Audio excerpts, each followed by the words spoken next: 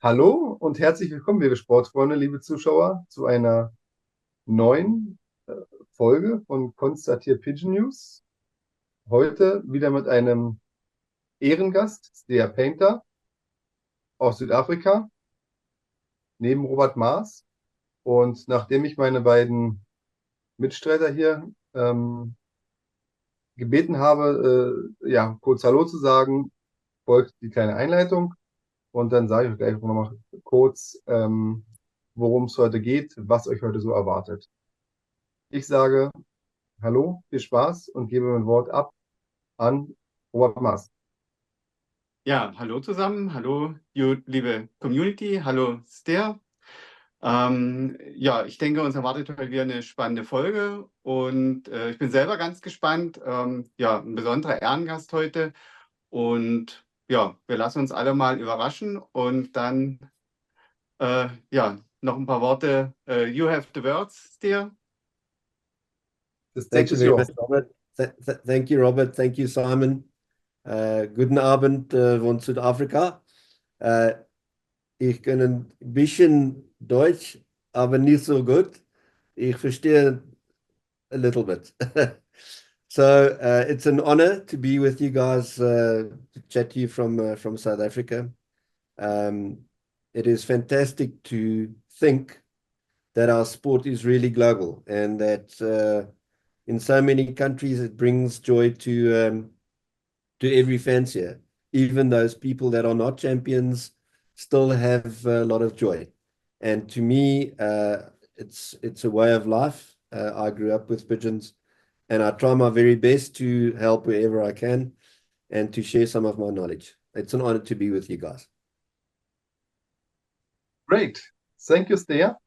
Thank you to be here. Thank you to be our guest. Ja, liebe Zuschauer, ich möchte euch jetzt einmal ganz kurz auf Deutsch und dann auf Englisch vorstellen, wer denn Steer ist. Und danach werden wir mit Steer zusammen ein bisschen über den südafrikanischen Brieftaubensport sprechen, ganz nach dem Motto Brieftaubensport international, wie machen es die anderen Länder? Das wird eine vielleicht neue Rubrik bei uns bei Konstatiert in Zukunft und wir werden es forcieren. Wir werden sicherlich hin und wieder mal auch Züchter aus anderen Ländern einladen und mit ihnen zusammen über ihren Brieftaubensport in ihrem Land sprechen. Also, wer ist der Painters?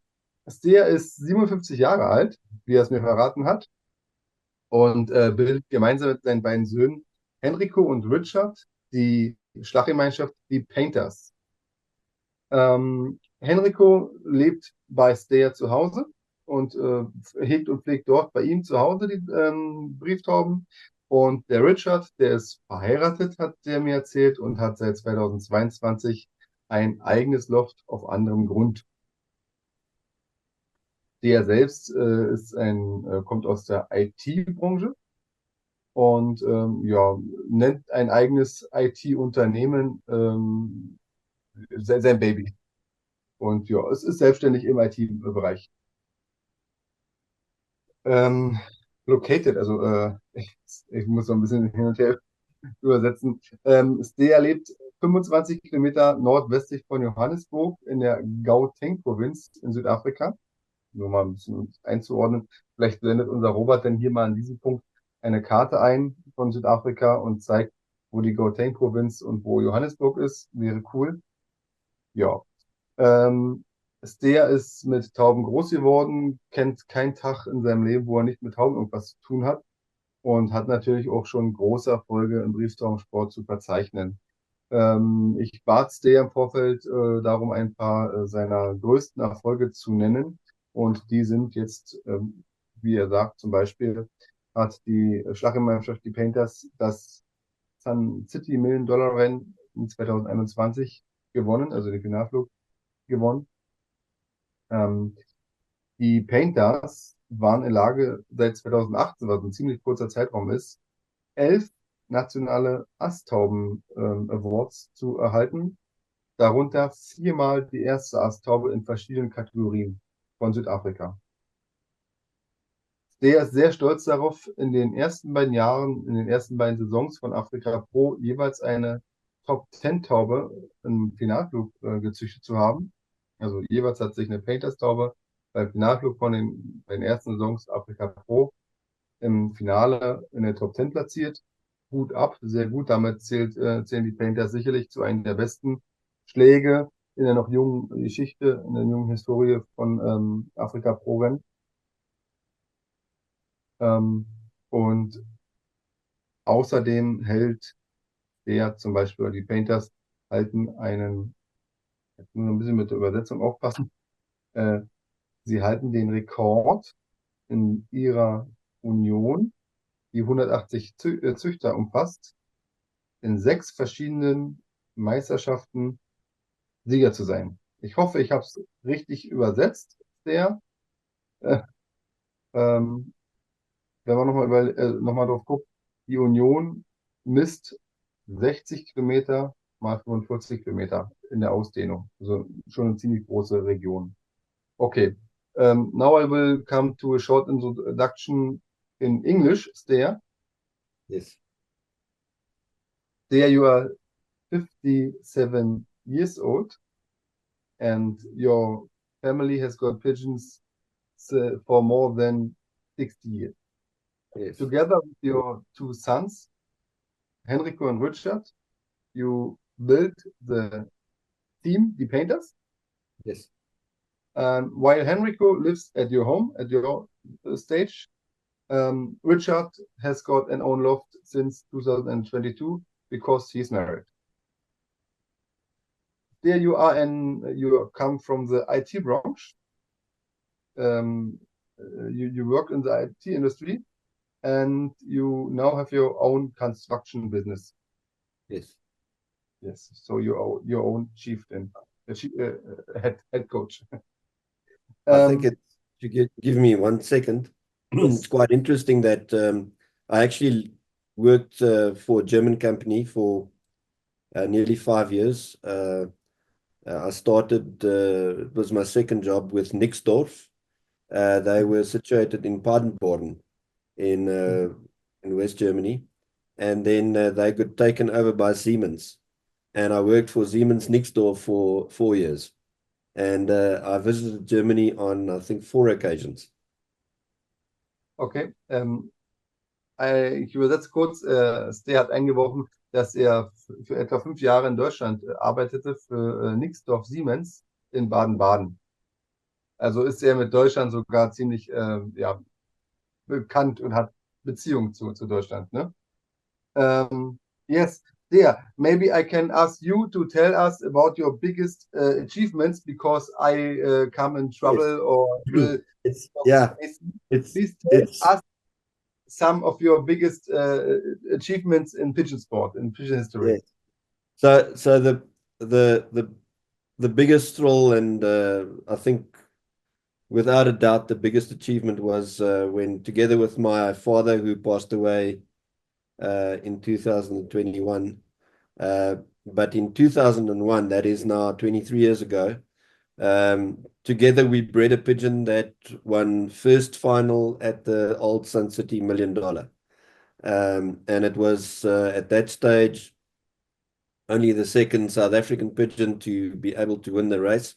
And for many years, it remained one of only 2 South African pigeons bred in South Africa that could win that race. And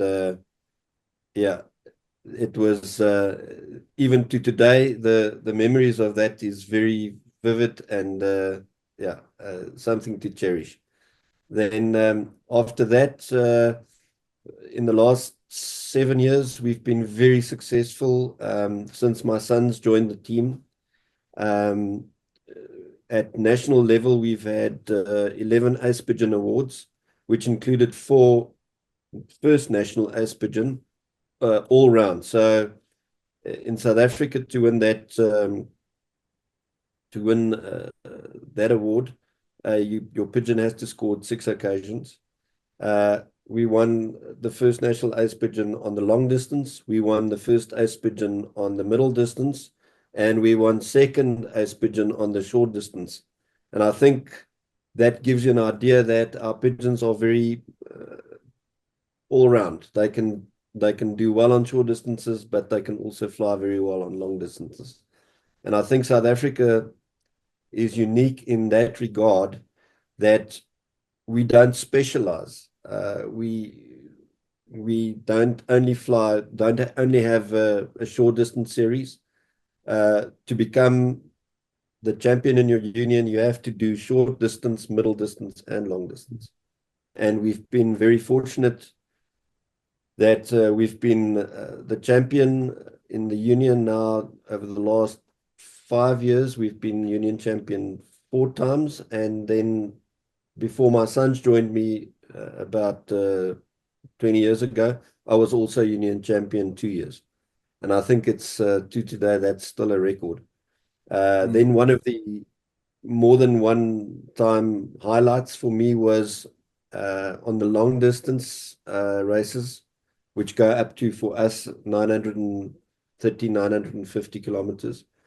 On 2 occasions, we had clocked the only pigeon back on the day of liberation in the union after dark. And it's a remarkable achievement if you think that we live on the furthest point from the liberation. We've got competitors that live nearly 60 kilometers closer. But our pigeon came home by its own on its own during the night. And if I think back about those occasions, it is unbelievable. And so the pigeon came back in the dark to in your the loft? dark, yes. So our light hours, because our racing season is in winter, so the light hours is pretty short.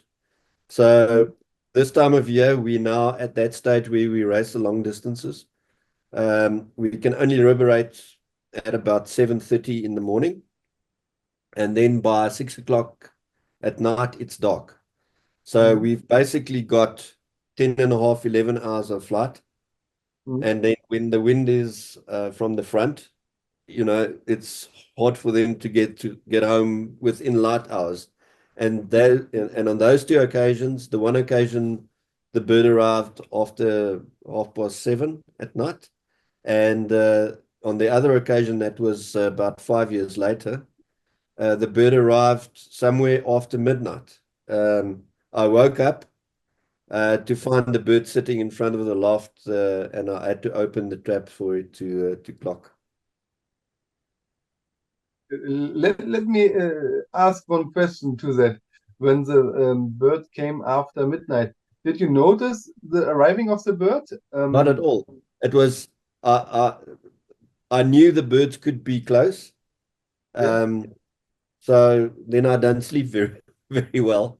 I woke up to make some coffee, and I switched on the kettle, and I went outside, and I switched on the light that shines on the loft, and I saw the bird sitting waiting on the trap.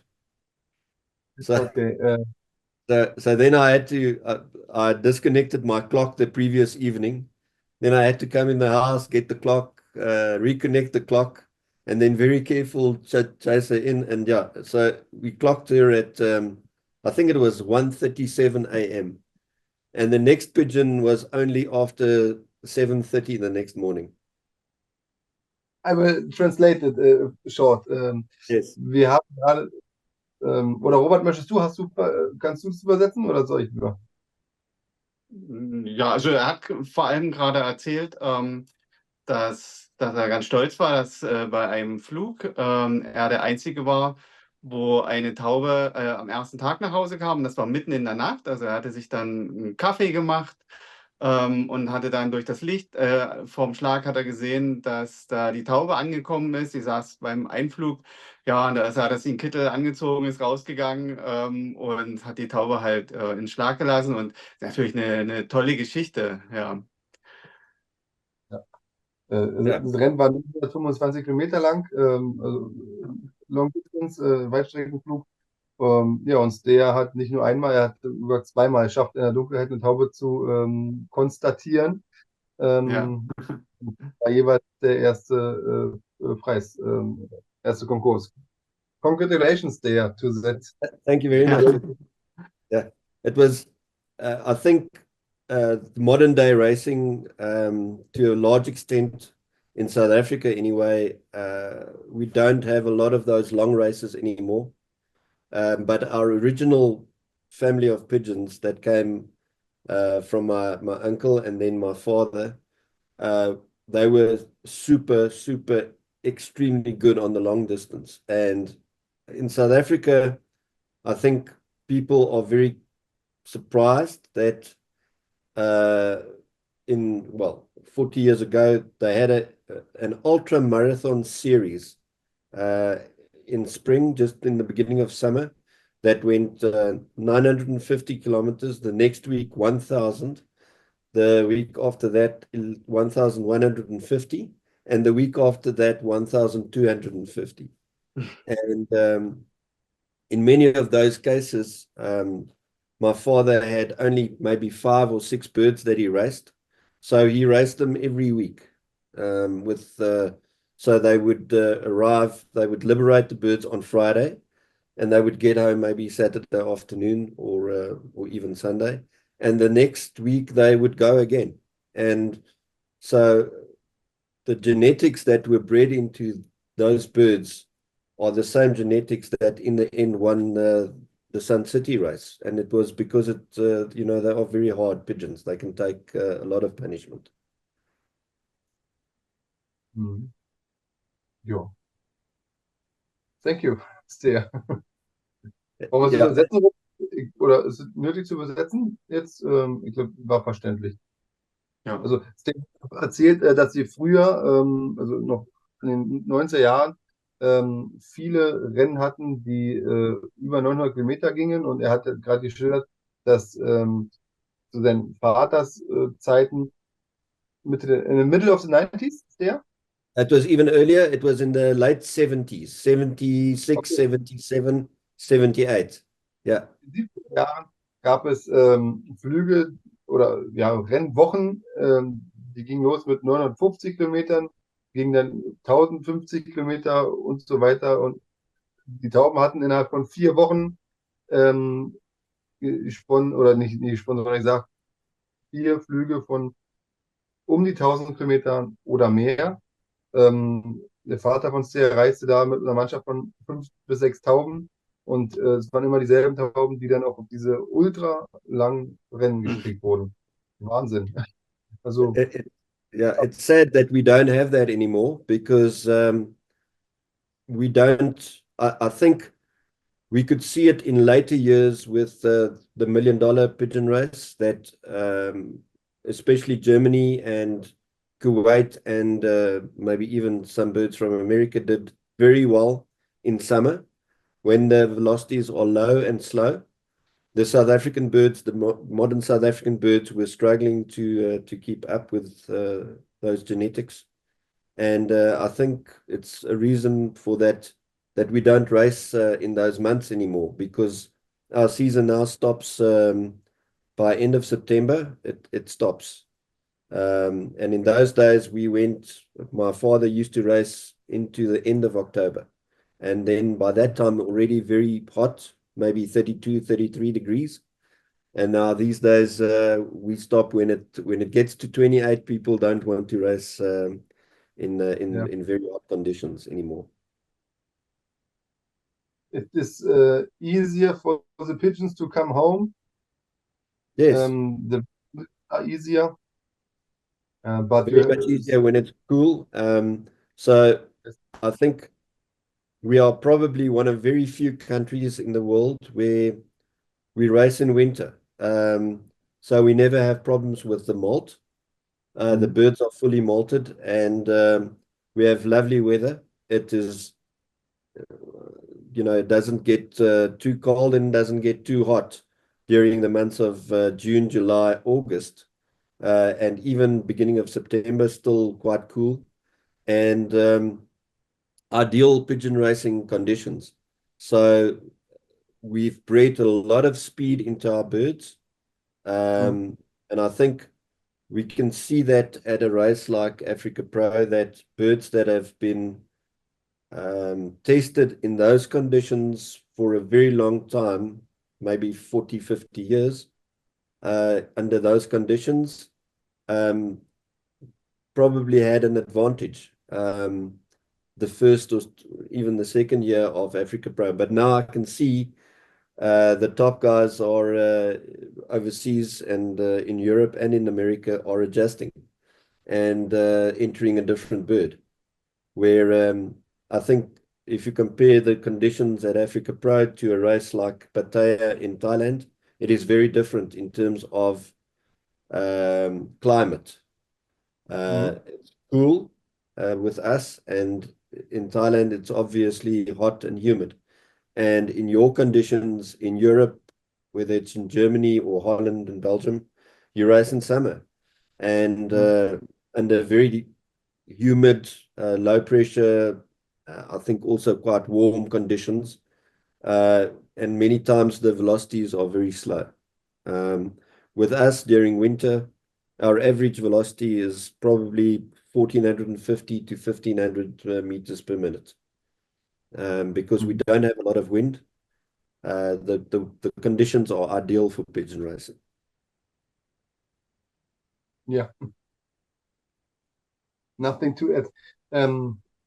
Yeah, I would say let's start with some questions for the podcast we've prepared. Yes. Und Robert, vielleicht fängst du an mit der ersten Frage. Ja, na, wir würden es so machen, ne? Ich sage es in Deutsch für die Zuschauer sozusagen und du würdest dann nochmal übersetzen. Genau. Ja. Also was mich ja auch interessieren würde, wie viel Tauben der insgesamt hat und wie viel da für das Programm sind und wie viel Zuchtpaare vielleicht für die One-Loft Races hat. Okay. Stear, the question is, how many pigeons do you have at your loft? How big is your racing team? How big is your breeding team? Yes. And do you make differences between the breeding pigeons for the one-off races and for your program races? Yes. So for my racing purposes, our racing team, we start with around about 140 birds. And the season is, as I explained before, it's from middle of May to the end of September. Basically 19 weeks is the normal season. And then we also have 2 interprovincial races in between. So sometimes the season is actually 20 weeks long. And it starts, our shortest race is 280 kilometers. And then it systematically goes further, and we end at this year, our furthest race is 850 kilometers. So from a breeding loft point of view, we keep around about 50 pairs. But we also, at the end of our racing season, breed from the best races. And so there's probably another 15 to 20 pairs there. So in a whole year, we probably use around about 70 to 80 pairs. And there's a big demand for our pigeons, so we breed for the market. One round is purely for the market. And then we breed our own pigeons for our own racing purposes, most of them during period January to March every year.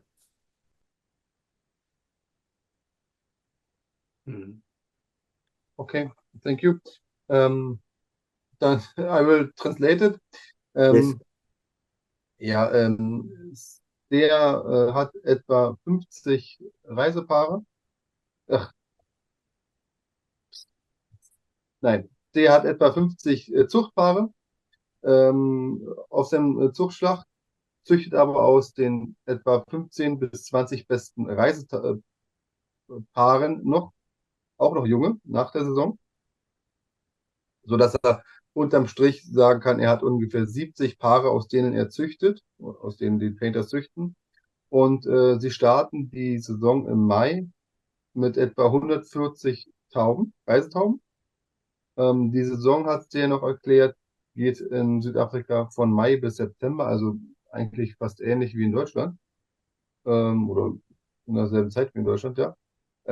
aber etwas länger, über 20 Wochen zum Teil, weil in Südafrika gibt es mehr Flüge, die durchgeführt werden. Die Renndistanzen, die Flugentfernungen sind zwischen 280 und 850 Kilometern. Und gezüchtet wird in der Periode Januar bis März, also ziemlich wie in Deutschland, muss ich sagen. Ja. Robert, habe ich was vergessen? Nee, nee, glaube nicht. Müsste Ja. alles gewesen sein, genau. Ja, jetzt habe ich noch eine ganz spezielle Frage. Ich habe das im Vorfeld schon gehört, dass der eine bestimmte Methode hat, um Tauben auszusuchen für One-Off-Traces. Vielleicht kann er uns die mal kurz erklären und auf was er da wirklich so achtet. Mhm. Yes, there. You have a special method to select the pigeons. Yes. Yes, to select pigeons. Could you maybe explain that for us? Do you have a Yeah, pigeon? yes. I think there? it's important to say that our primary selection method is Yeah. results. So at the end of the season, any bird that didn't score at least twice in the top 1% at union level, in other words, flying against more than 1,000 pigeons. If it didn't fly in the top 10 or top 1% twice, we don't want it. We don't keep it for the next year. I think I just want to go back a little bit to the racing season. We are very fortunate that where we live, we are situated in 2 unions. So we fly a lot of races. On 16 of the 20 weeks, we have 6 races. So it's 2 short distance sprint races of around about 300 kilometers, and then a young bird race and an open race, which is old birds. So 6 races per weekend for 16 weeks, and then probably 4 races on the other weekends. It makes nearly 100 races per year. So our birds go to the races every weekend. There's no rest. No bird stays at home on a weekend. They either go to the sprint race or to the normal race. So in the last 3 years, 80% of our birds fly every week for 19 weeks. So primary selection performance, but then my son Enrico, and he's busy at the club entering our birds for the race this weekend. He should actually be the one to explain. But he devised a method based on things we learned from other fanciers, and to look at a specific characteristic in the throat. So the throat is designed to bring oxygen to the lungs of the pigeon. That's where the whole theory starts. And the more effective the oxygen can get into the lungs, the faster the pigeon can beat its wings. So in bicycle and cycling, they call it cadence. So where the oxygen flow to the lungs are optimal, that pigeon definitely can go faster. And so there's been a lot written, and I've watched quite very interesting videos on YouTube regarding the throat. And what we look for is, in certain instances, similar, but in a very important area, it's very different to what other people look for. And I think it's quite unique in that the the behind the tongue, where you've got the air pipe, in certain pigeons, you will find that the air pipe is very close to, in the back of the throat, is a tonsil. I think in German it's called Mandel. Yeah. And the connection between the air pipe and that tonsil is very important. The closer it can be to the tonsil, the less chance of airflow going past and into the crop. Then you get certain pigeons where there is quite a bit of distance between the air pipe and the tonsil. And those pigeons typically, in our conditions where racing is done in cool temperatures and very fast beat is required, those type of pigeons, simply cannot compete especially on the short and middle distances. When it gets to the longer distances, then you look at something different in the throat, then it can be a little gap. But it's hard to explain without showing you. I can the pigeon you bought from us last year that was 7th ace pigeon at Africa Pro, Paramedal. I've got him in a basket, so I'll take him out and try to show you. Ja. Stear wird uns jetzt seine spezielle Methode zur Selektion erklären. Die hat er sich mit seinen Söhnen zusammen erarbeitet. Und er erklärt jetzt den Abstand zwischen, ich glaube, es heißt Luftschlitz im Organismus der Taube und Mandeln. Hinter der Zunge. Das jetzt,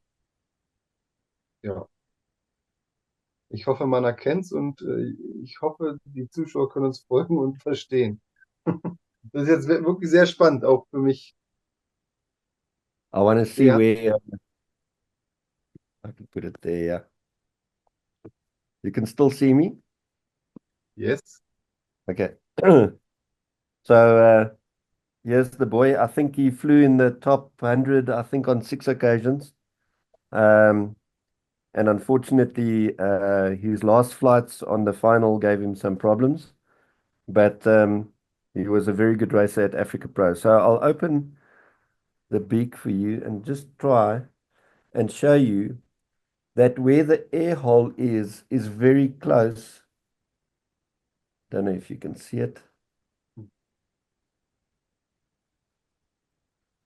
Very close to Yes. So if you go and look in your own loft at birds that do well when it's cool, you'll find that where that air hole is situated at the back of the tongue is very high. And in birds that do well in slow velocities, when the weather is very hot, it will be lower and away from the tonsil. And that method has now proven itself for us over the last 5 years by just implementing that selection method. We've been able to double our top 1% positions nearly every second year. So if I look back in 2016, for the whole season, we had maybe 10 top 10 positions. And every year we've increased it now to last year having 140 top 1% positions. And we use the selection at the time we mate up the birds. So we look for type to type. We look for fast, that high throat, bottom throat, to mate to something similar. And we also look for then longer distance birds to select for that, let's call it more endurance type of birds. And it's proven so accurate that Henrico now is literally fully booked for coming to people's lofts and selecting based on the throat. And it's because it is so accurate. Okay, Stear hat jetzt nochmal erklärt, wie gut die Methode funktioniert. Stear, I will ask you, how was the increasing of your first 10% pigeons before the method and after the method? You told me 140% more? Yeah. So we've increased that top 1% positions by more than 1,000% over the last 7 years. And what we found was when we started looking at the throat the first time, that our stock loft only had about maybe 15 to 20% good throats.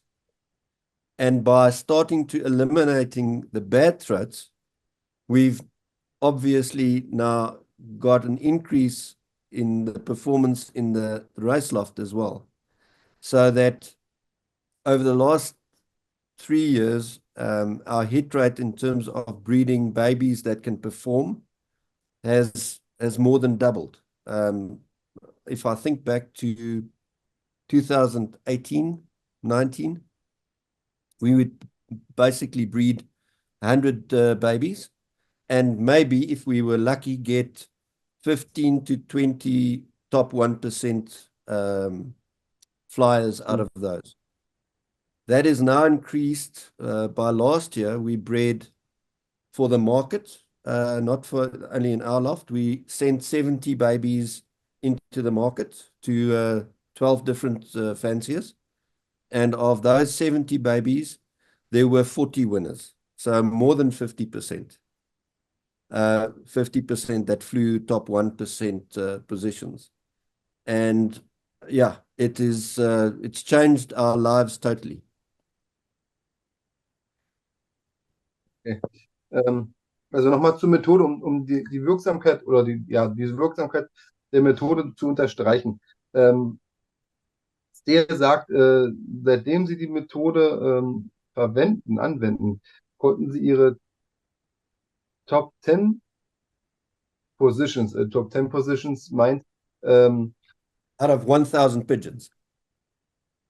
Ja, gegenüber 1000 Tauben oder mehr auf Flügen erreichen die Tauben eine Top 10 Platzierung, also eine Platzierung unter 100, eine Konkurs besser als 100. Da konnten sie die Rate mehr als 1000% nach oben schrauben. Um es nochmal anders zu erklären, früher hatten sie, wenn sie Glück hatten, 15 bis 20% Tauben, mit deren Leistung sie zufrieden sind. Heute haben sie wesentlich mehr. 80%, 70, 80% Tauben, mit denen sie zufrieden sind, die Top 10 Positions fliegen können. Und noch ein weiteres Indiz dafür, dass das wirklich funktioniert ist.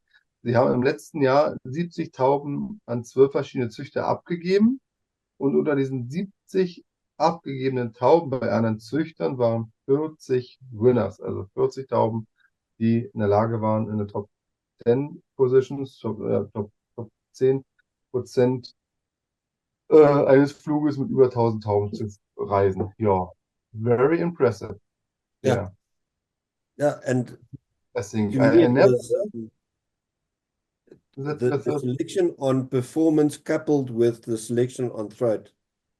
You could see that the theory has value in practice. In other words, it's not just a lot of other theories are going around on the eye or on the build, on the wing, but you can always find an anomaly that says, okay, well, this pigeon doesn't have a good eye, but it's a champion. Yeah. Now, with the throat, every single champion bird has the same throat. It's quite uncanny. And it's not, the fantastic thing about this theory is that it's not strain specific. So you can get beautiful eyes, let's call it in the Jan Arden family. And you compare that with the eyes of a strain like the Gabby van der Nabelis.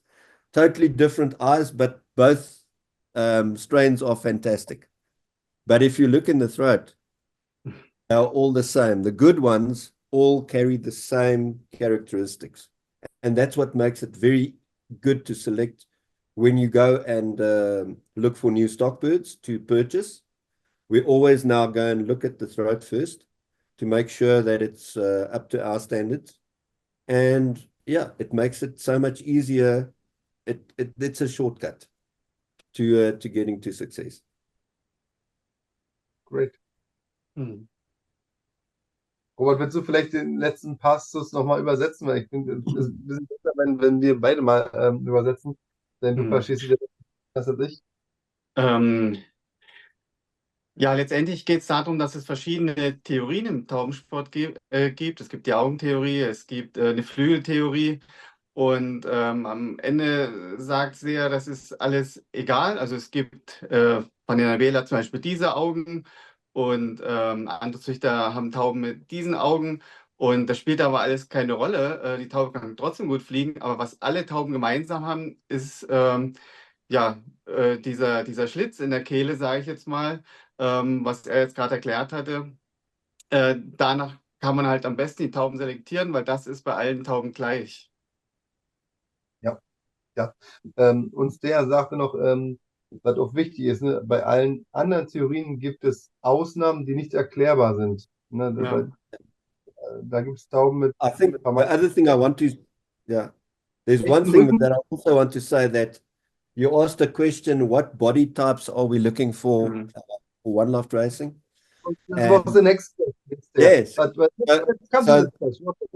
yeah, I want to explain to you what happened with, I'll take 5 minutes to tell you a little tale of how we Yeah. proved the throat theory. So Mhm. Enrico, a good friend of mine, told me this is what he is looking for in the throat. And he lives in Cape Town. And I came back home in Krugersdorp. And I explained to Enrico, this is what this man is looking for. And then he went to our Zuchtloft, our stock loft, and he came back and he said, well, we have a lot of rubbish. You know, we've only maybe got 15 good birds out of 80. In those days, we had 80 stock birds. And I just laughed. And then we bought a pigeon by mistake on one of the auctions for the $1 million. And the bird arrived here. And from a body point of view, it was the worst bird I've ever seen. It was bad, really bad. But Enrico looked at the throat and he said, this bird has got a very good throat. And I said, well, then you prove your theory. And he found a cock from a fellow fancier that also had a very good throat in his mind. And he mated these two birds together. And usually, well, I grew up that a bird had to be a perfect handler, you know, uh, really strong muscle vents, strong body. And so when we weaned these babies, I wanted to kill them all. They were really bad, bad, bad, bad. And he said, no, we've got a deal. We look at the throat for these ones and we test. And I said, okay, you prove me wrong and I'll prove you wrong. And so when we started the season, before the season starts, we have one big training liberation with about 30,000 pigeons on about 200 kilometers from our house. And usually the young birds really struggle because it's the first time they get into mass liberation and they come bad. And so that day, we were waiting, and usually we get the old birds first, and then one young bird, wait 2 minutes, another young bird. We got 6 birds together, and when they came to land, all 6 birds were out of Enrico's mating with the throat. And then I said, okay, now there's something here that I need to understand it a little bit more, and that's where it started. And those birds have become, part of our foundation, and we now obviously try and always look for the good throat. Great. I will translate only some of that. Story is. Yes, I will try to pick out the important things. Yes. Stear hat uns gerade erklärt, wie er nochmal auf diese Drachenschlitztheorie gekommen ist. Sein Sohn Henrico war in Katar. Stear? He was a friend in Katar? No, it was the bird came from No, Henrico was on holiday. no, he was busy studying, and I was in Cape Town with a friend. Yeah. That explained to me the throat theory, and I came back and I explained it to him. Okay, okay. Also jemand hat Stear von der Throat-Theorie erzählt und die sind auf die Zuchtschau gegangen und haben herausgefunden, dass von 80 Zuchttauben nur etwa 15 bis 20 Tauben den guten Kehlschlitz hätten und haben sich zur selben Zeit eine Taube gekauft in einer Auktion und haben festgestellt, dass die Taube von körperlichen Merkmalen bad waren, sehr schlecht. Man hat es dir eigentlich gar nicht gefallen, aber der Kehlschlitz war laut Theorie perfekt. Die Painters entschieden sich also, es auszuprobieren und die Taube mit den wirklich schlechten körperlichen Merkmalen, das Weibchen, zu verpaaren mit einem Vogel, der auch einen perfekten Kehlschlitz hatte. Die Babys, die Jungtauben daraus, die waren eigentlich auch alle nicht nach Stears Vorstellung, nach Stears Geschmack, aber sie haben es auf einem sehr schweren Trainingsflug mit über 30.000 Tauben auf 200 Kilometern, wenn ich es richtig verstanden habe, bewiesen, dass eine Gruppe von 6 Tauben zuerst ankam, die 6 Jungtauben und waren alles die 6 Kinder aus dem Paar. Und seitdem glaubt der an die Rachenschlitz-Theorie. Kann man das nennen? It sounds incredible, and Bloß hört sich irgendwie yeah, besser an. we to this day, you know, many people are very skeptical when they hear this the first time, and until my son goes to his loft, and the fancier doesn't have to talk, nothing. It just gives the pigeon. Enrico will open the mouth, the beak, and then say, this bird does well on this type of race. It is consistent or it's inconsistent. It's a good breeder with this type of hen. And then the the reaction usually is, how the hell do you know that? And yeah, it's very difficult to explain without having a bird and showing, but it works. Great. Ja. Nächste Frage. Thank you, Stear. Ja. Ja, mich würde vielleicht nochmal interessieren, oder sicherlich unsere Zuschauer auch, so allgemein der Taubensport in Südafrika, wie der stattfindet. Also ja, wie viele Tauben sind insgesamt beteiligt? Wie viele Züchter gibt es in der Region? Du sagtest das vorhin schon mal kurz, aber vielleicht nochmal ganz speziell.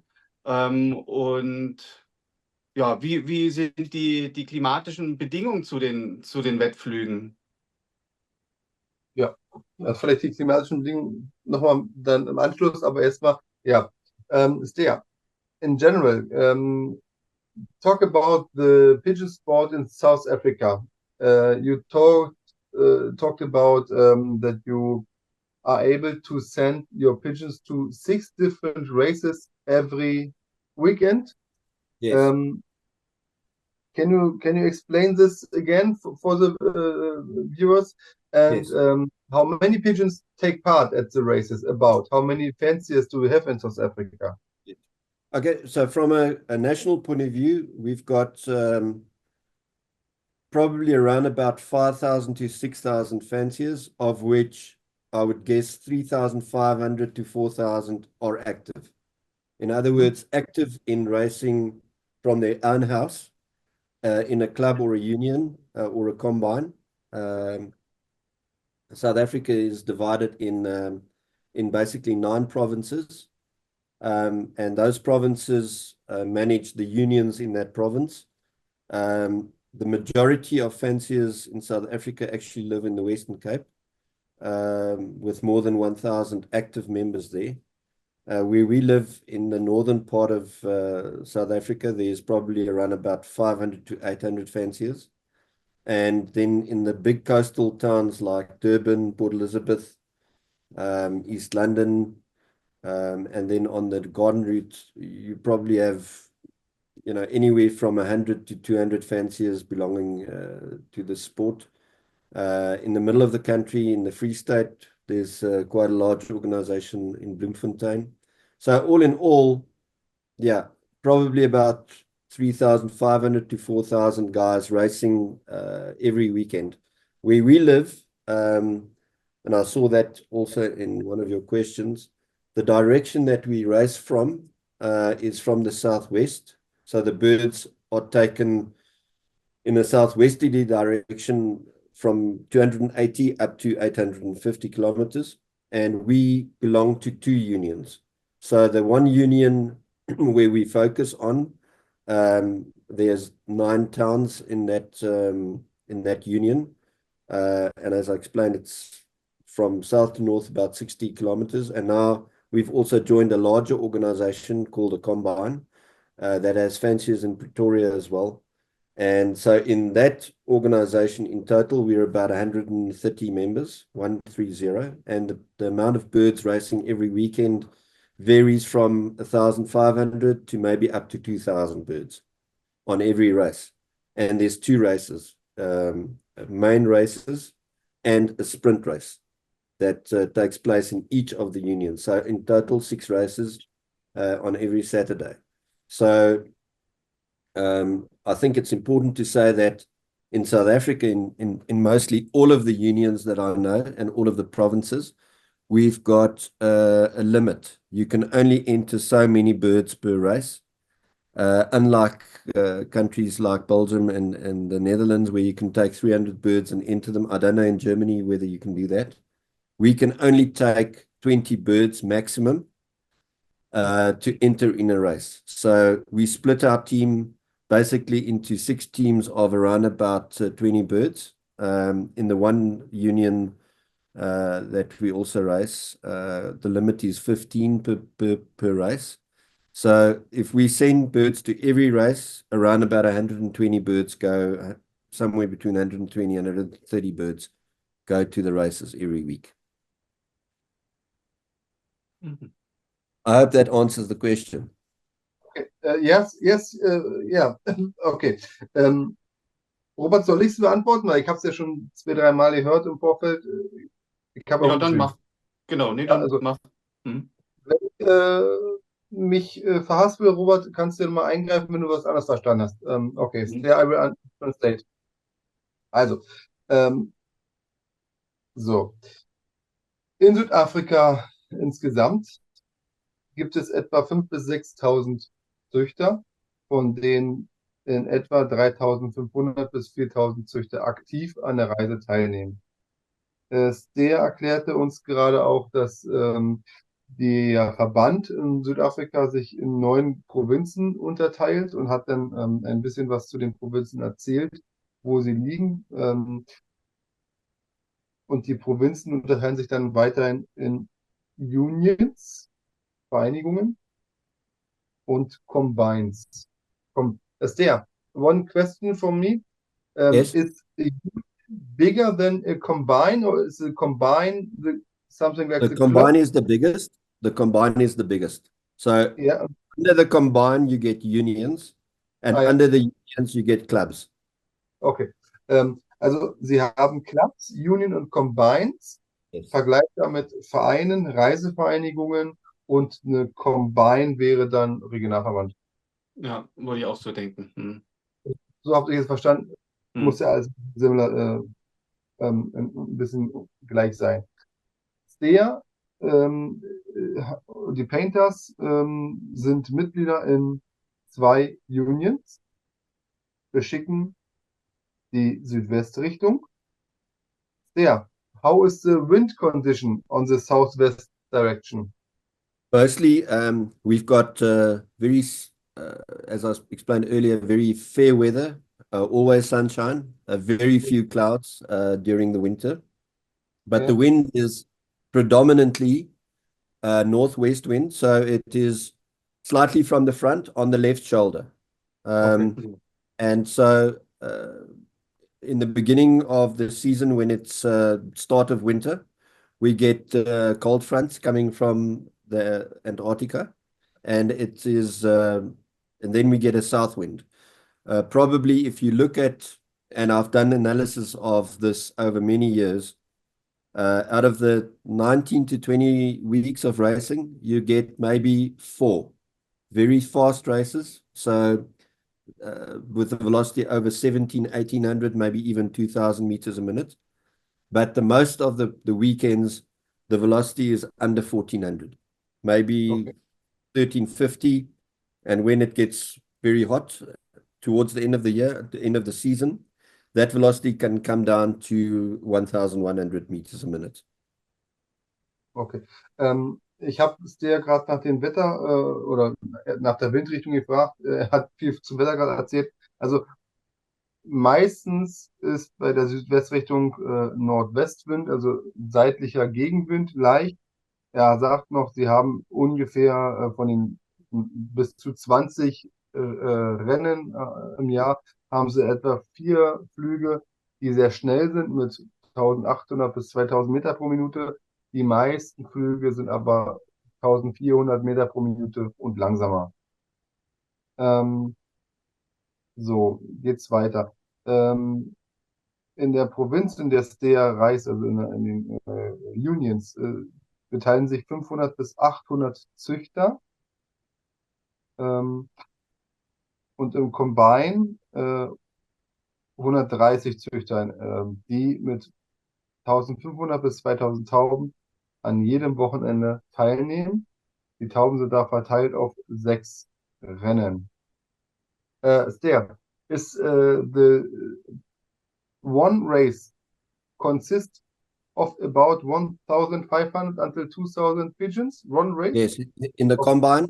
Yes, in the combine, somewhere between 1,500 and 2,000 in the beginning of the season when there's still a lot of birds, maybe up to 2,000. And as the season progresses, it becomes less. So where we are now, we are on week 12 of the 18.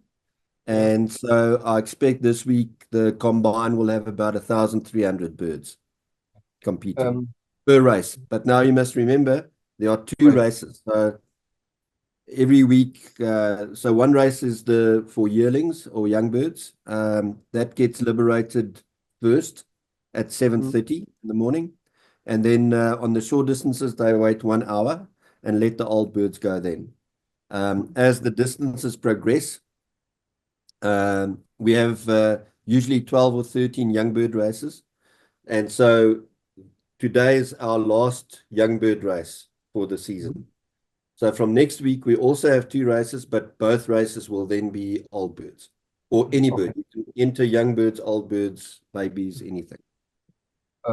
Also die Flüge starten am ersten Preisflug etwa mit 2000 Tauben und heute oder jetzt am Wochenende sind sie beim 12. von 18 Flügen angelangt und er erwartet jetzt etwa 1400, 1300 Tauben bei dem Combine-Flug. Nochmal vielleicht jetzt was ganz Interessantes, was es so in Deutschland ja nicht gibt. Der beschickt pro Wochenende 6 Rennen. Ab nächste Woche sind es noch 4 Rennen. Das sind speziell die 6 Rennen, die er an 12 Wochen beschicken kann, sind 2, er nennt es Young Bird Races, aber er hat es gerade erklärt, es sind jährigen Rennen. Also genau. In jedem Club beschickt er dann jeweils einjährigen Rennen, 2-jährigen Rennen. 2 Rennen, die offiziell sind für die Combines. Und dann gibt es noch 2 freie Flüge, wo dann jährige und alte Tauben mit teilnehmen dürfen. So habe ich es verstanden. Und die Entfernung da ist, er hat mir mal erklärt, das sind nur Short-Distance-Flüge über 200 kilometers. Your short 280.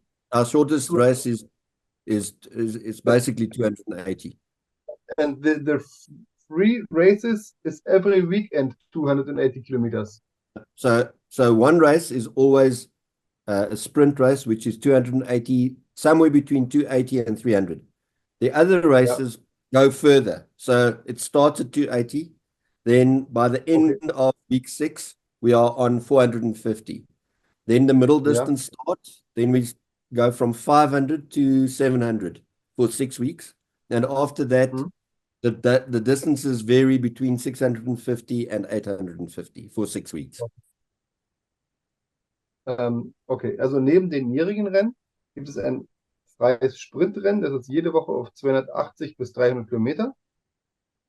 Und dann gibt es noch die dritte Art von Rennen, die baut sich auf, 6 Flüge Kurzstrecke, etwa 6 Flüge Mittelstrecke und dann gibt es noch die 6 Flüge, die dann über 450 Kilometer bis 850 Kilometer gehen. Genau. So, boah, ja, harter Flug. Und jetzt kommt noch eine Besonderheit. Warum, also wie ist man überhaupt in der Lage, da 6 Rennen zu beschicken? Oder wie kommt man auf die Idee, 6 Rennen zu beschicken? Der möchte, ist ein Spieler, der gerne viele Tauben schickt, weil er gerne viele Tauben hat, um auch viele zu selektieren. Und so dachte ich, der, bevor ich hier in einem Club, nee, am einen Rennen, der hat nämlich eine Rennbeschränkung, oder Satzbeschränkung heißt es ja, Satzbeschränkung, die sind zwischen 15 und 20 Tauben, je nachdem, an welchem Rennen man nun teilnimmt. Von den Ja. insgesamt 6, oder es sind 3 verschiedene, dass der in 2 Clubs Mitglied ist, darf er dann auch 6 beschicken. Da gibt es eine Satzbeschränkung von 15 bis maximal 20 Tauben, je nachdem, an welchem Rennen man nun die Tauben beschickt. Deswegen braucht es der die 6 Rennen, um einfach viel Auswahl zu haben, viele Tauben zu schicken und viele Aussagen aus den Resultaten zu bekommen. Klein mandjies is reis 1, die nuwe mandjies is reis 2. Richtig so, Robert? Ja, ne? Ja, also das fand ich auch ein sehr interessanter Punkt mit der Satzbeschränkung. Und er sagt ja auch, dass es das in anderen Ländern so nicht gibt. Also weder in Deutschland, Holland oder Belgien. Da können halt Züchter 300 Tauben setzen. Das spielt keine Rolle. Aber dort in Südafrika gibt es halt die Beschränkung. Das war ein ganz interessantes Thema. Mhm. Ja, very interesting, der. Ja. Yeah, I think I can add that every year in South Africa, the sport is governed by a body called South African National Pigeon Organization, SANPO. So every year, SANPO issues around about 400,000 to 500,000 rings Mhm. to the fanciers. And so the National Ace Pigeon Awards, you've basically got that amount of pigeons every year competing for that award. So if you've got first national ace pigeon, you have basically beaten, let's say, 400,000 other pigeons. And the way that the sport has evolved over the last 10 years is you have to have a type of pigeon that can race literally every week, because they only take the 6 best races. And we are very fortunate this year to have a pigeon that's incredible. We've had very many good pigeons before, but this pigeon is something else. So she's up to now flown first, second, fourth, and seventh at union level. So that is nearly 1,000 birds every week. And at combine level, it's first, second, third, and seventh, which is, yeah, you don't, to get that, and the distances she flew in was all over. Basically, every race was over 350, and the majority of the races were over 550. And you have to have a type of pigeon that can compete at the highest level every week for 6 weeks running. Hm. Ja, der hat gerade erklärt, dass der Briefkampfverband von Südafrika 400 bis 500.000 Ringe jährlich herausgibt. Und er hat jetzt gerade eine Taube dabei, die hat die Preise aufgezählt. Ich mag es jetzt nicht wiederholen, um nicht Gefahr zu laufen, dass ich da was Falsches mir gemerkt habe. Ich denke, das konnte man ganz gut heraushören. Aber was der noch unterstrichen hat, ist, dass eine Taube dann gegen ja, 1000 bis 2000 Tauben Woche für Woche gut fliegen muss. Nicht nur auf einer Entfernung, sondern halt auf unterschiedlichen Entfernungen und die auch durchhalten muss bis 850 Kilometer. Und das ist doch sehr beeindruckend, und das einfach auch nicht leicht ist, gegen die bis zu 400.000 oder 500.000 Tauben eine Asttaube hervorzubringen. Hut ab, ja, very impressive. Yeah, Ja. please, could you repeat the top placements of that pigeon you told about Right. first So in the in club, the club? which is around about 180 to 200 pigeons every week, she's Yeah, done 7 times first. At that 7, yeah, union level, which is somewhere between 800 and 1,000, she's done yeah. first, second, fourth. Great. Ja. It's mind-blowing. Unbeatable. Stear, how many races will count for the ace pigeon? 6. So your 6 best races for that pigeon counts for just like the FCI. So the coefficient is worked out position times 1,000 divided amongst the birds that competed. So if she flew first against 1,000 pigeons, that coefficient is 1. So she's now, her average at the moment, I think, is just around about 2.2 Cool. average coefficient over 5 races. Ja. Koeffizient, ja. Yeah. Mhm. The coefficient. And which distances you need in the 6 races? It has to be minimum of 280, and Yeah. and then it can be any distance up from there. Okay. So for us, our type of pigeon usually best on the middle distance. So that's where she's now flown. Basically, she won her first race, I think it was on 380 kilometers. And now her last race that she's won was 640. But the majority of her positions were between 550 and 650. And there is no need to make any races over 600. You also can make, as a pigeon, 6 races between 280 and 400 kilometers. Yeah, we have from a National Ace Pigeon Award point of view, we basically have 4 categories. So Yeah. a short distance category, which Yeah. is from, there are some unions that race really short, so maybe 150 to 450. That's short distance. Then we have middle distance, which is from 400 up to 600. And then we have the long distance category from 600 to 1,000. And then for those specific categories, short, middle, long, the qualification is 4 races. Then the overall winner is what they say all distances. So then a pigeon has to fly at least 6 races, and there is no limit on where those races should be. So it can be all 6 on the short distances, but it can all 6 also be on the middle distances or a combination of the 3 disciplines. Okay.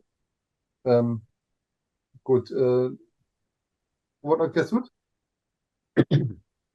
Ja, also Stear hat jetzt nochmal kurz erklärt, wie sich die Asttaubenwertung dort zusammensetzt. Und da gibt es eben die Kategorie, wo wirklich die Entfernung egal ist. Also es kann von 280 bis 1000 Kilometer sein. Da zählen die 6 besten Flüge für diese Wertung.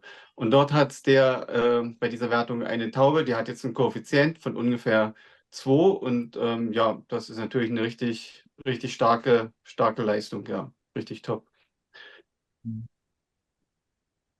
Und dann gibt es noch die Kurz-, Mittel- und Langstrecken-Asttaubenwerte. Und da zählen 4 Flüge. Die Kurzstrecke ist 280 bis 400 Kilometer. Mittelstrecke ist 400 bis 600 Kilometer. Und Langstrecken-Asttaubenwertung ist 600 bis 1000 Kilometer. Das nur 4 Flüge. Jo. Und es zählt, wie du schon sagtest, ist ganz wichtig oder ganz interessant, die FCI-Koeffizientenwertung. Ja. Jo. Und die Stear Painters oder die Painters-Tauben sind am besten auf der Mittelstrecke, der harten Mittelstrecke. Ja. Ja. Okay. Ich hätte jetzt noch ja mal so ein paar Fragen mehr auch noch Richtung One-Off Races, Richtung Tribünenflüge. Vielleicht mal so allgemein, wie viele Flüge gibt es in Südafrika? Wo könnt ihr da teilnehmen? Yeah. The question is, how is the situation of one-off races in South Africa? What do you think? How many one-off races you can find in South Africa, and how do you see the future of one-off races in South Africa? How Yeah. important is it? Yes, it's very good question, very interesting question, because I think in South Africa we've seen a decline in numbers of pigeon fanciers over the last, I would say, probably 40 years. 40 years ago, I think there were close on 20,000 fanciers in South Africa, probably even more. And now we're down to 5,000. But and I don't have any statistics to back this up, but it's just my own perception is that there is growth. And the growth is in fanciers that now take part in one-loft races. The situation in South Africa for one-loft races can be described as a mushroom. It's, I think we now have close on 20 one-loft races in South Africa, of which there are, I think, 5 very big ones, big one-loft races, where the intake is more than 1,000 birds, maybe even 2,000 birds. Obviously, Africa Pro is the biggest, the flagship race, but we've got at least 3 other races where the intake has been over 2,000 this year. And then there are many, let's call it smaller to medium races, where the intake is somewhere between 300 and 1,000. And we have, I think there's a trend to have smaller one-off races where there's a limitation on how many birds you can send. So there's one-off race that's situated just very close to me, about 8 kilometers from me, called Sapa, which limits every entrant to only 5 birds. And they also have it on an invitational basis. So the entrance fee is high, but the birds are limited. So the intake is 500 and it's manageable, and it's become very popular. So much so that there's now a waiting list for them to get into that race. And I can see that happening in other parts of the country. South Africa is a fantastic place for one-loft races because of our weather.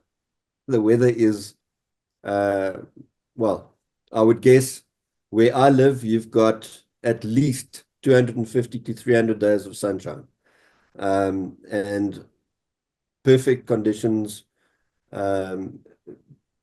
usually very few losses if the birds are healthy and well trained. Typically at our own loft, per season, we might lose somewhere around 15% of our birds over those 20 weeks. And I think from that point of view, ideal situation for one-off races in terms of weather. Our infrastructure in South Africa is very good. From a roads perspective, we've got fantastic highways, easy to travel with the pigeons. And I think the direction that the sport is moving in is that one-off races will become more and more popular as time goes by, because it requires less time and effort from the fancier. And so I think Simon, when we spoke privately, said it's become a family. The families get involved, and I can see it here as well. There's quite strong growth amongst ladies joining the sport for one-loft racing. And I think, probably the saturation point for the number of one-off races in South Africa is probably not even halfway there. We can probably have another 20 or 30 in the coming years. The nice thing is that the races that are situated in different areas of the country, the races on the coast are very different to the races that we have inland. There's also 3 summer races now in South Africa, one in Cape Town, one in Heidelberg, and then one year at Sapper as well. So every time of year, there can be a one-loft race in South Africa. Okay. Willst du übersetzen, Robert, oder soll ich? Ja, ich würde wieder anfangen und du machst dann die Ergänzung, war ja ziemlich viel. Also auf jeden Fall gibt es in Südafrika die gleichen Probleme wie bei uns, dass die Züchter, die Programmspieler sozusagen leider immer weniger werden, gerade in den letzten Jahren und im Gegenzug aber die One-Off-Races zunehmen. Es gibt so in Südafrika ja, ca. 20 bis 30 One-Off-Races. Ja, das größte davon ist pro Afrika. Dann gibt es noch verschiedene kleinere und das ist so ein bisschen ein Trend in Südafrika. So maximal 500 Tauben und dass es da halt auch eine Beschränkung gibt, dass jeder Züchter quasi nur 5 Tauben bringen darf. Und ja, ich meine, ich finde das auch gar nicht so schlecht. Das ist auch ein bisschen eine Chancengleichheit und auch sehr interessant. Und die Tauben sind halt leichter zu handeln als jetzt so eine große Masse an Tauben. Ja, grundsätzlich ist das Wetter in Südafrika natürlich fast immer schön. Also sind, ich glaube, über 200 Sonnentage. Und von daher gestaltet sich das Fliegen mit den Tauben natürlich viel besser. Eine sehr gute Infrastruktur gibt es. Also die Straßen sind gut ausgebaut. Man kann die Tauben gut transportieren. Und von daher, wenn die Tauben gesund sind, kann man eben auch gut die Flüge durchführen in Südafrika. Ja, Simon, Ergänzung? Ja, nee, danke, Robert. Ganz wenig. Ich möchte mal dazu nackten Zahlen sagen. In den letzten 40 Jahren ist die Taubenzüchterzahl in Südafrika von etwa 20.000 Mitgliedern auf heute noch ungefähr 5.000 zurückgegangen. Ja, also nur ich finde es ganz interessant und spannend, dass es nicht nur in Deutschland so einen dramatischen Rückgang gibt, so einen dramatischen Rückgang zu verzeichnen gibt, sondern auch in Ländern wie Südafrika. Hm. Äh, Ich finde aber die Haltung von Stear sehr locker dazu und positiv. Ich meine, er sagt, ist klar, die Programmspieler werden immer weniger, aber die One-Off-Rennen haben in Südafrika doch immer noch eine große Zukunft und die sind anscheinend noch gar nicht am Maximum angekommen. Ich bin ja meiner Meinung, One-Off-Rennen ist nicht Zukunft, One-Off-Rennen ist Gegenwart. Und da ist es immer noch im Ausbauen. Er hat es noch so beschrieben, es ist wie ein Pilz, wie ein Mushroom, die wollen noch drin Struktur. Und die schießen praktisch, ja, wir sagen auch in Deutschland, die wollen noch drin schießen die Pilze aus dem Boden. Also Mhm. scheint es so eine ähnliche Redewendung zu sein da. Ja. Ähm, ja, und mit Afrika Pro als große Zugpferd, ich denke, eines der höchst dotierten Rennen der Welt, wenn nicht sogar aktuell das höchst dotierte, best angesehene Rennen der Welt, können die Wolfram voneinander lernen. Der sagte, oft Taubenwetter, aber auch unterschiedliche Wetter. An der Küste sind ganz andere Rennverläufe als im Inland. Ja, gut. Yeah, thank you. It's a pleasure. Ja. Thank for that, yeah, view into the pigeon racing in South Africa. Great. Welche Fragen wollen wir noch machen? Ich habe schon mal auf die Uhr geguckt, Robert. Wir sind ja schon bei über einer Stunde, Ja, ne? ja. Also ich selber würde auch fast sagen, dass es reicht. Also ich habe jetzt noch 5% Akku. Gut. Also entweder stecke ich es jetzt nochmal an oder wir machen halt jetzt wirklich Schluss. Leg mal an, weil den Schluss, der wird noch ein bisschen länger. Ja. Dann Der. müsst ihr noch mal kurz, also müsste Robert ja dann rausschneiden sozusagen. Haut dann raus auf jeden Fall. Stear, we make this is the cut now. Yes. I want to ask you if you have any question what is very important for you to deal now. Do you have any question we should talk about now? Yeah, I would like to maybe have a discussion about what your view is with pigeon sport, where it's going, where it is at the moment, where it's going, what the drivers are, and what do you see that, for me, it's very important to grow the sport. So how do we get back to the numbers that we used to? I don't know, in Germany, have you also had a decline? Yes. Yes. We are also becoming less and less fanciers from year to year. Yeah.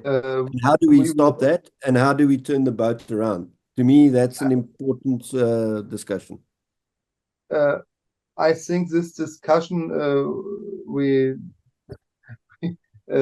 we don't need to have, because my opinion is we will not become more. At any point, at any level, is my opinion is that we stop becoming less, but I think we never can come back to the numbers 40 years ago. I think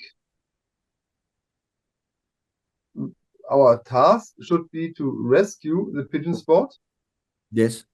And we can save the pigeon sport when we make a good opinion in the under the folks, under the people around us, and we can rescue the pigeon sport when we search for other models like one-off races. I think one-off racing is a thing, is a way of pigeon sport we can make more and more. This will never stop, I think. But the program races, in my opinion, will die at any point, or not die. At any point, we will be a very low number of pigeon fanciers who are organized for maybe only 400-kilometer races or only sprint races. Maybe this or maybe that. That was the deal, I think. Yes. My opinion. Yeah. But it's sad. You know, it's, to me, yes. That to me is, you know, I like one-off races because it's very different. It's a different discipline, and you have to have different insights, different philosophies. But to me, racing our own pigeons is still, you know, what makes me love the sport. And for me, it's in South Africa, it's very important to, yes, stop the rot, that we don't decline anymore. We're in a unique position that, as you would know, we've gone through a big political change over the last 30 years. So we've got basically a brand new middle class coming to fruition at the moment, to adulthood. And there is a lot of interest amongst that middle class that traditionally had no knowledge of pigeons. And so we are doing quite a bit of work at the moment, introducing the sport to those communities that don't know anything about pigeon racing.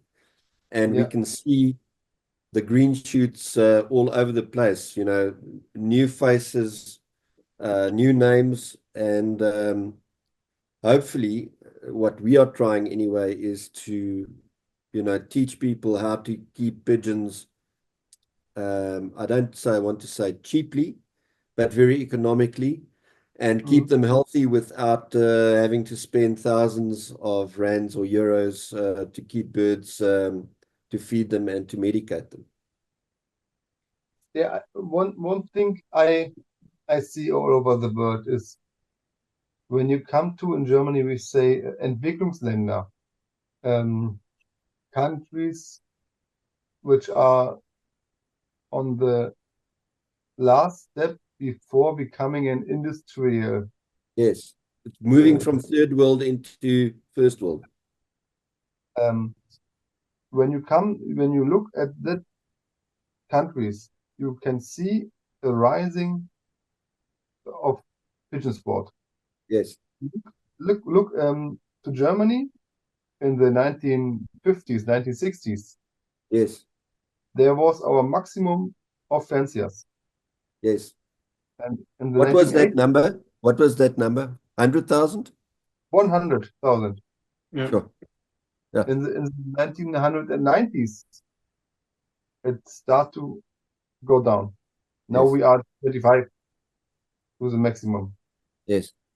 When you look to Poland, the sport was rising until 10 years ago. Yes. Since 10 years, they are on a high level, but Yes. now they're already going down now. Look to China. China is not an industrial country, not yet. No, not yet. And in China, is the pigeon sport booming. Yes. Still. Look to Egypt. Egypt is not an industrial country. Yes. The pigeon sport is booming. They have Yes. nearly 1 million fanciers, not organized fanciers, but 1 million people in Egypt have got pigeons about. Incredible. Yeah, look to South Africa. South Africa is a very modern country. Yeah. Industrialized, yes. Industrial country. Pigeon sport is nearly dead. Look to Yes. Belgium, Netherlands, Germany. Look to Romania. Pigeon sport is still rising. Yes. Yes. Portugal. So, In Portugal, Portugal. it seems like but wait 10 years. In 10 years, the pigeon sport will fall down in Portugal. yes. And what do you think the reason for that is? Is it because it's become a money-dominated sport? So money predicts who will be the winner in many cases. That is what we've seen here, that the demographics of the sport has changed dramatically. 40 years ago, when I was in school with my father, the majority of the fanciers were, I would say, middle class or lower middle class people, income. Yeah. Yeah. Today, if you want to keep pigeons, you have to have money. It is as simple as that. The training cost of acquiring good stock has become very, very expensive. And so it is seen that it's turned from a poor man's sport into a rich man's sport. And that is why the numbers are declining. Yes, it's if you want to be successful. Are you with us, Simon? Simon. He's gone to sleep. Ja. And also, what I've noticed is that it seems like Germany has become very focused on short to middle distance racing. I mean, if I look at pigeons in the market from fanciers like Draper and Alphonse Klaas, Hardy Kruger, you look at the results sheet of a specific pigeon, and the distances start at 120 and maybe up to 450, but very few races over that. Yeah. Our government is not interested in long races. We have in our program every year 2 races over 500 and 1 race over 600 kilometers. And that's your governing body? No. Our government says you only have to do 1 race over 600 or 2 races over 500 to take part at the German Championship. Okay.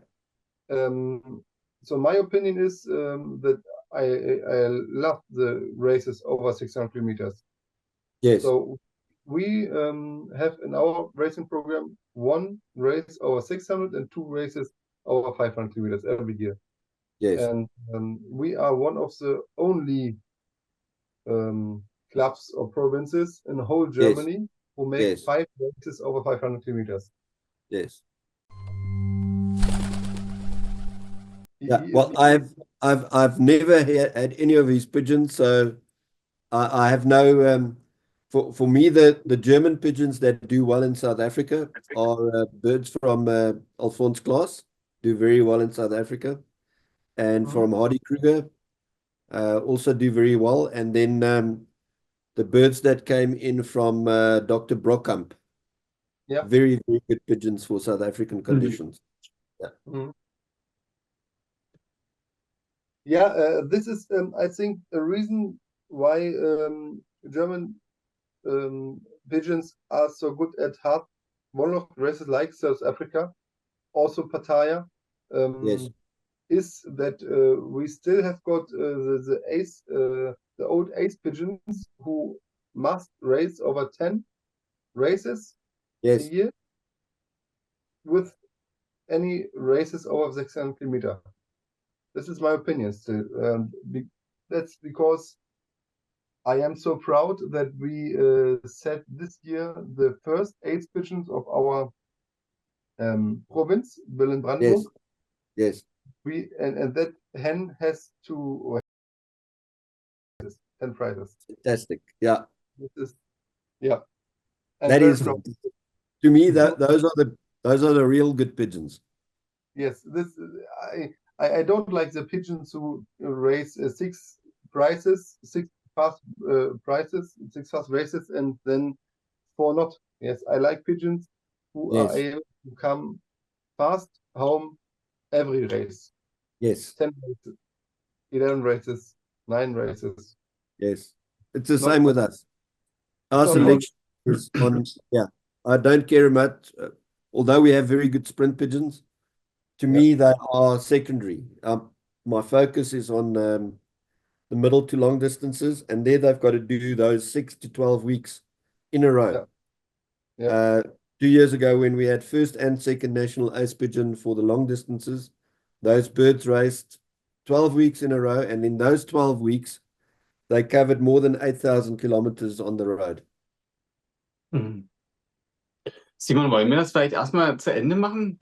Dass wir da Yeah. noch ein bisschen quatschen? I think we will come to an end. Good. Oh, again, boing. Okay. Um, I will say thank you. Thank you, Stear. Yeah. It's a pleasure. Thank you for the opportunity. Danke, Robert, für deine Unterstützung. Ja, I hope you enjoyed it. ja, very, very interesting. Thank you very much. Yeah. Yes. And whenever you come to South Africa, you're obviously always welcome to come and visit. Yeah. I'm Yeah, still for sure. trying to get Simon to come, but he's too busy. He sends his father. Ja. Yeah, now I am too busy, but yeah, let's wait some years when my children are big enough to stay Yes. alone. Yeah, Here it's very difficult. every time. So we are planning, Enrico and I are planning to come to Europe at the end of November. I think I told you, maybe to go to Kassel. Yeah. When we come, I'd very much like to meet Robert and obviously all Yes. of you. We will be at the exhibition for sure. Stear, come to us, be our guest, come to our home, and yes, we will guide you. It will be fun. I will talk to you once we get closer to the final of Africa Pro, and I look forward to seeing your parents here again. Eine Sache möchte ich jetzt zum Abschied nicht verpassen. Ich will, Stear, let's publish it today. Ich möchte hier publizieren, dass wir als SG Ullrich total stolz darauf sind. We are very proud to Stear Painters und seine Familie, die Painters, unsere Partner beim Afrika Pro wohnen noch drin. It's very exciting. Rennen, also das erste Rennen ist, wir haben ganz vergessen zu sagen, was heute ist. Heute, aber scheißegal. sind jetzt kurz vorm Start in die Saison und ich bin total gespannt, aufgeregt, enthusiastisch mit Stear an der Seite die Saison zu bestreiten. Ja, Ja, gut. fantastic. Ja, Ich gebe mal das Wort ab an meine Gäste, an meine Partner hier und sage Tschüss und gut Flug. Fantastic. ja, ja. Also, very interesting. Thank you very much. Und ich denke, ihr hattet auch eine interessante Folge heute gesehen hier und vielen Dank fürs Zuschauen und auch von mir gut Flug und eine schöne Zeit. Thank you, guys. Ja, bye. Bye-bye. Bye bye.